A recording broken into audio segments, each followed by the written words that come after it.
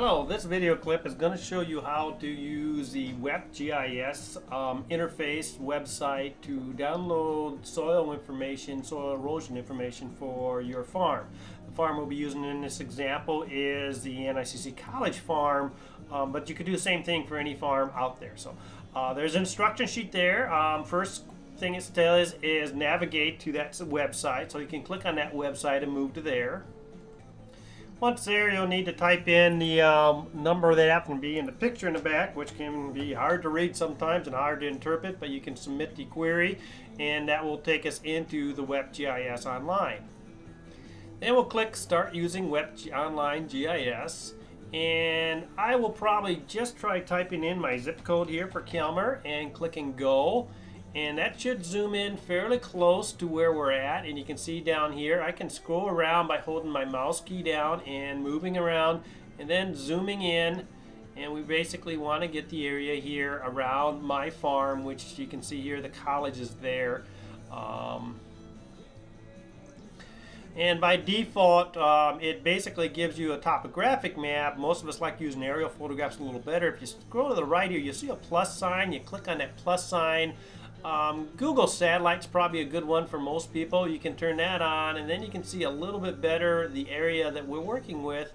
And again, you can zoom in a little bit if you want to get that area in particular as we're looking at that. As you move the farm around, you want to make sure you move it around so you can see the outlet for the farm. So you need to be familiar with the farm. What I mean by the outlet is all the water drains from the farm to a certain point. Where does most of that water come from? And where does it end up? And what we want to do is click and select the outlet of all the water that would come from this farm, because then it'll calculate everything upstream from that water area to determine soil erosion. So with that said, we want to scroll to the right, click Build Channel Network as we look at it, and then view the channel network. So then we want to move it around a little bit, make sure we can see the outlet point of our farm, and it looks like on this one I didn't build the channel quite right, so I'm going to have to go back and build the channel again with this because I don't have the outlet for the whole farm set in here. So you may have to try that a couple different times until you get it right. And I had to zoom out just a little bit because I got to see all the channels, because the outlet for the channel for the college farm is right down in here, and that's where all the water from the farm would run to. So I got to make sure that is on my map. Now I'm going to set my outlet point. So I click on that, click on the channel cell that I want for the watershed outlet point, and that was basically right about here is where it would be. So I've got that taken care of now. So now that I've set the outlet point of all the water from my farm, I need to build my sub catchment. So I come to the right and I click on that, and I can go back. That's going to basically take care of things there. And again, you may have to do that a couple different times. I had to do it twice and view watershed sub catchments. When you do that, this is really what should appear. And this basically shows you all the separate areas that water or soil erosion would be coming from as we put this together. So once we get that done, we're going to come to the right again, and this time we're going to review the Watershed Summary.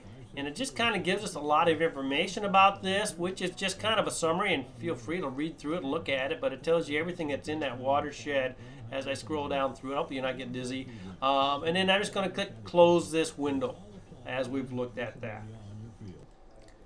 Well, next thing we're going to do is set up the WEPP model. So we've got everything ready to go. We're just going to come over here, click on Set Up WEPP Model, and that does the model set up for water erosion. WEPP is water erosion calculations.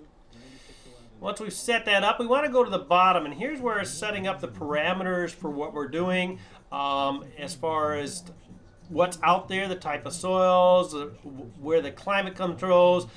Default land use is probably not going to be what you want to use. What we're going to use is a little bit different here. We're going to actually go down to agriculture, and I would say probably corn.